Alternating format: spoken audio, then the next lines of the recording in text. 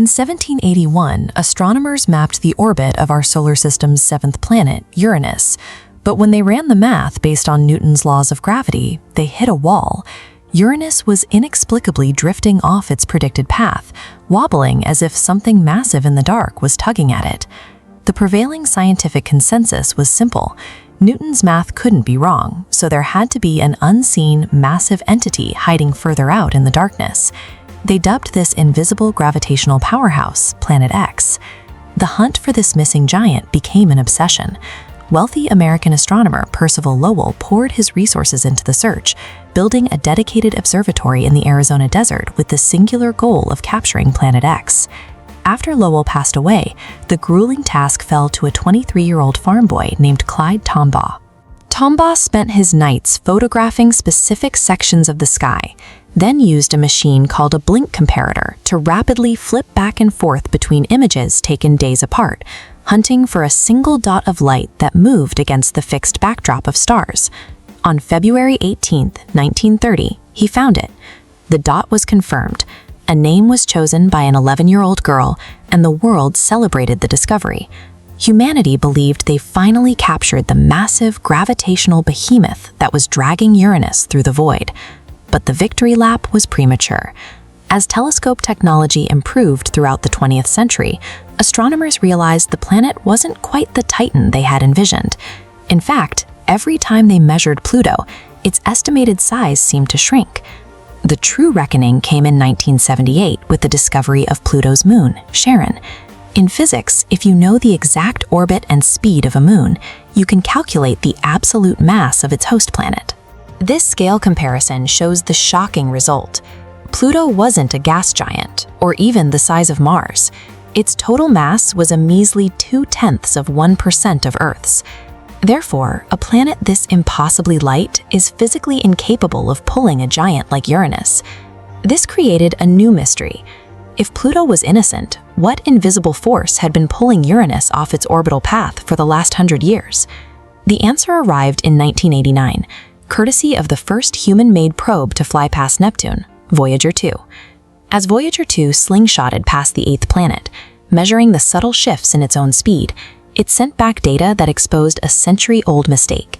Humanity's original calculation of Neptune's mass was wrong by exactly 0.5%. Looking at this top-down view of the solar system, we can see the mathematical cascade. When astronomers plugged Neptune's newly corrected, slightly lower, mass back into their formulas, the mysterious wobble of Uranus vanished. The orbit snapped perfectly into place. Planet X never existed. The wobble was a rounding error. The only reason Clyde Tombaugh found Pluto in 1930 is because he happened to be staring at a completely random speck of ice while searching for a mathematical ghost. It was the luckiest mistake in astronomical history, but it left the scientific community with an uncomfortable question. If Pluto was just a cosmic accident, did it actually deserve to be called a planet? That question reached a boiling point in 2005 when experts discovered Eris, an icy body located even further out than Pluto. The problem? Eris was heavier than Pluto.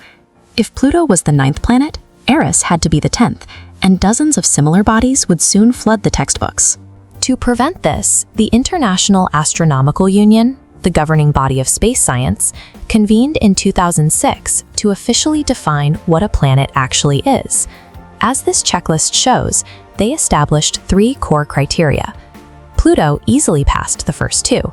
It orbits the sun, and it has enough gravity to crush itself into a round shape. But the third rule was a trap.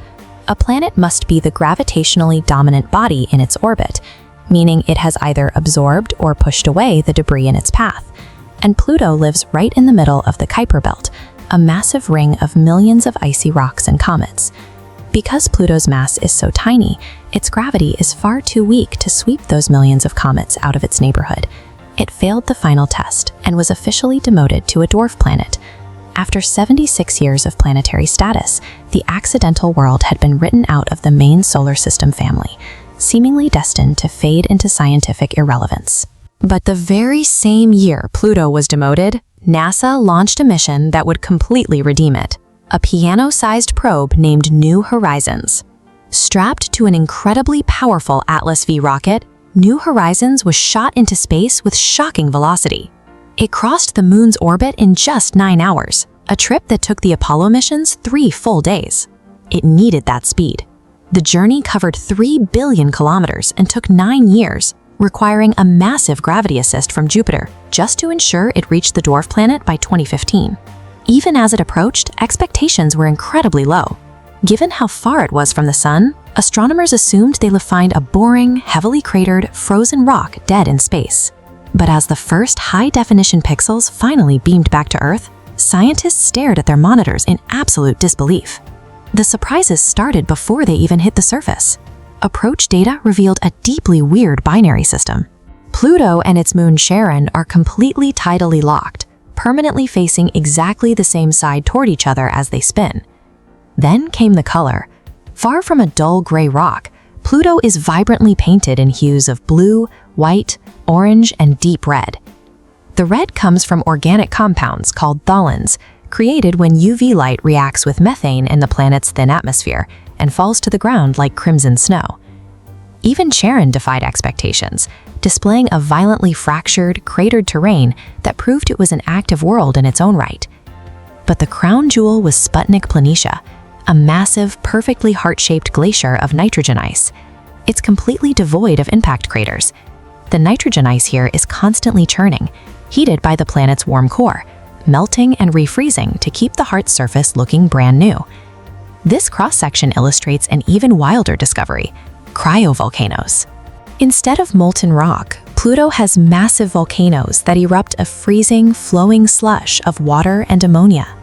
Their existence strongly suggests a massive ocean of liquid water is hiding right beneath Pluto's icy crust.